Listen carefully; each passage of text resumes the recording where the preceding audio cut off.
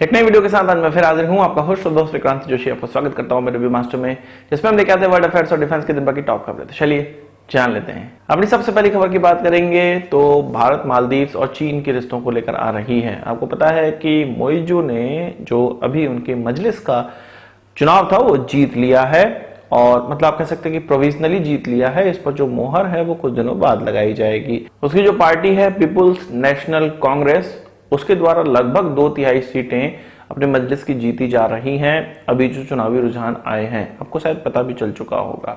इससे क्लियर होता है कि मोइजू की जो 1 साल पहले ऑफिस संभालने के बाद जो रणनीति थी वो इस चुनाव को देखते हुए थी और अपने देश के सेंटिमेंट्स को देखते हुए थी। उसने आते ही या आने से पहले भी इंडिया आउट का कैंपेन चलाया हुआ था। आते ही और तेजी से इसको अंजाम दिया और अपना सबसे पहला उसने यही प्रोग्राम रखा कि भाई जो भारत के लिए सेंटिमेंट्स हमारे देश में है उसका इस्तेमाल करते हुए चुनाव जीता जाए।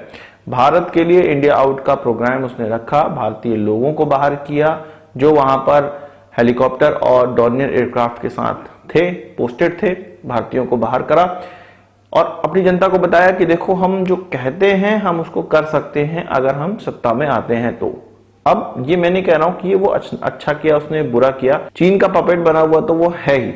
चीन के पपेट बनने के साथ ही उसने चीन के जो काम है वो तो किए ही साथ अपनी जनता को जो जरूरत था, या आप कह सकते हैं कि उनके यहाँ इंडिया आउट का सेंटिमेंट्स जो बन रहा था वो उसने सही भांपा और उसका अंजाम उनको चुनावों में मिल चुका है। और अब वो धड़ल्ले से इसी सारे सेंटिमेंट्स का इस्तेमाल करेगा और आगे के जो कुछ साल उसकी सत्ता के रहेंगे भारत के लिए बहुत ज्यादा डिफिकल्ट ये होने वाला है। चीन यहाँ पर बहुत ज्यादा खुश है। चीन के विदेश मंत्री की तरफ से ये कहा गया है कि हम मालदीव के साथ अपना जो रेगुलर व्यवहार है उससे भी बढ़ चढ़कर और अच्छा व्यवहार बनाने का प्रयास करेंगे, पीपल टू पीपल कांटेक्ट और ये सारी चीजों की बात करी गई है और अपना और ज्यादा प्रभुत्व वहां पे जमाने की बात करी गई है। तो अब प्रभुत्व जमाएगा ही। चीन का जो भी वहां पर एक कह सकते हैं कि एक्सपेरिमेंट या आप कह सकते हैं कि कैंपेन एक कामयाब हुआ है।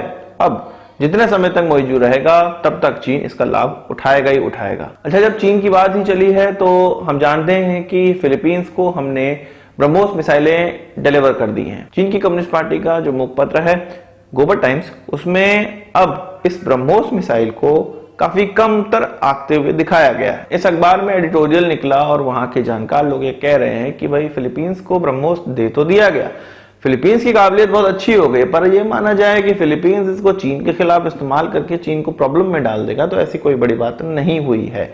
चीन के पास उनसे बहुत अच्छे एंटीशिप मिसाइल है, एयर डिफेंस सिस्टम है जो कि आसानी से इन मिसाइलों का तोड़ भी है और साथ ही साथ फिलीपींस को उनकी शिप्स को निस्तनाबूद करने के लिए काफी भी है। ऐसा उनके एडिटोरियल में निकलकर सामने आ रहा है। अब ये उनकी फ्रस्ट्रेशन को दिखा रहा है या एक्चुअल में चीन में इतनी काबिलियत है कि वो किसी देश से लड़ सके। हाँ, छोटे मोटे देशों से लड़ तो सकेगा पर छोटे मोटे देशों से भी वो जीत नहीं सकता है।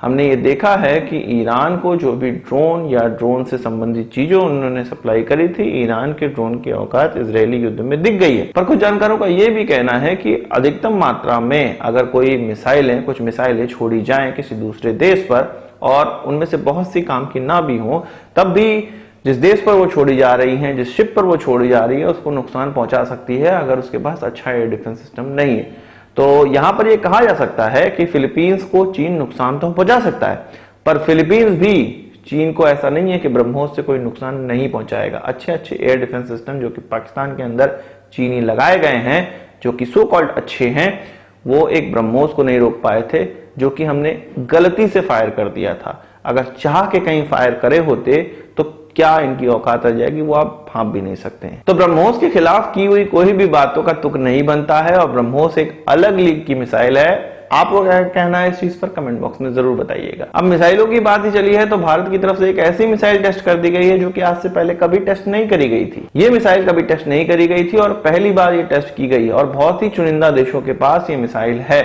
ये मिसाइल है क्रिस्टल मेज 2 और ये इजरायली ओरिजिन की मिसाइल है जिसको कि वो अपने विमानों में लगाकर इस्तेमाल करते हैं। यूएस के द्वारा भी इस्तेमाल किया जाता है, ऑस्ट्रेलिया इत्यादि देशों के द्वारा भी इस्तेमाल किया जाता है पर बहुत ही कम देशों के द्वारा इस्तेमाल किया जाता है। इसको हमारे Su-30 MKI में लगाकर इसकी मारक क्षमता चेक कर ली गई है। क्रिस्टल मेज 2 अब अधिक से अधिक संख्या में मेक इन इंडिया के तहत भारत के अंदर बनाई जानी है और उसके बाद हमारे अन्य विमानों में, अभी तो शुरुआत में SU-30 MKI में लगाई गई है, उसमें लगाकर टेस्ट की गई है, अन्य विमानों में भी इसको लगाया जा सकता है। इसकी जो मारक क्षमता है वो 250 किलोमीटर की है और इससे पहले क्रिस्टल मेज 1 है वो भी भारत के द्वारा इस्तेमाल किया जाता था। 30 की संख्या में हमने खरीदा था, हमारी एयरफोर्स ने खरीदा था और उसको भी SU-30 MKI और मिराज 2000 में इस्तेमाल किया जाता है। पहले वाले जो मिसाइल की मारक क्षमता थी वो 100 किलोमीटर की थी। सबसे खास बात तो ये है कि ये दोनों ही बैलिस्टिक मिसाइल है। ये अभी जो हमने ट्राई किया है ये भी बैलिस्टिक मिसाइल है। अब बैलिस्टिक मिसाइल की खास बात तो आप ये जानते ही हैं कि एयर डिफेंस सिस्टम के द्वारा इसको नामुमकिन हो जाता है रोकना। हमने भी बहुत सी बैलिस्टिक मिसाइल डेवलप की हुई है, पर एयर से, मतलब एयरक्राफ्ट से मारक क्षमता वाली हमारे पास खुद की डेवलप की हुई कोई भी बैलिस्टिक मिसाइल नहीं है।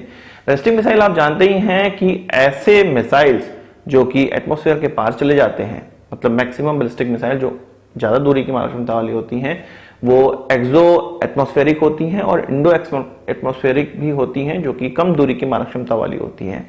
तो ये पहले ऊंचाई गेन करते हैं और बहुत ऊंचाई से फिर बहुत तेजी से नीचे की ओर गिरते हैं और ऊंचाई से गिरने की वजह से इनकी जो स्पीड है अपने टारगेट पर गिरने की वो बहुत तेज हो जाती है और इसीलिए कोई भी एयर डिफेंस सिस्टम आसानी से इनको रोक नहीं सकता है और नामुमकिन सा होता है इसको रोकना। और अगर ये विमान से लॉन्च की जाए तो सबसे पहले ये ऊंचाई गेन करती हैं। जिस विमान से पहले इसको लॉन्च किया जाता है पहले ये ऊपर की ओर जाती हैं, फिर अपने टारगेट को नष्ट करने के लिए नीचे की ओर आती हैं और उस कंडीशन में भी इनकी स्पीड 6 मैक से ज्यादा ही होती है। तो अब इसको हमने ट्राई कर लिया है अंडमान निकोबार पूरे द्वीप समूह में ये ट्रायल किया गया और इसको हमारे स्ट्रेटेजिक कमांड के द्वारा ही हेड किया गया था, उनके द्वारा ही इसको पूरा चेक कर देखा गया है। आपका इस पर क्या कहना है कमेंट बॉक्स में जरूर बताइएगा। बात कर लेते हैं इजराइल की नेज़ा यहूदा की, जो कि एक ऐसी बटालियन है जिस पर की सैंक्शंस के खतरे मंडरा रहे हैं और ये सैंक्शंस कोई ऐसा इजराइल का दुश्मन देश नहीं कर रहा है, ये इजराइल का सबसे क्लोज एलाई यूएस के द्वारा किया जा रहा है।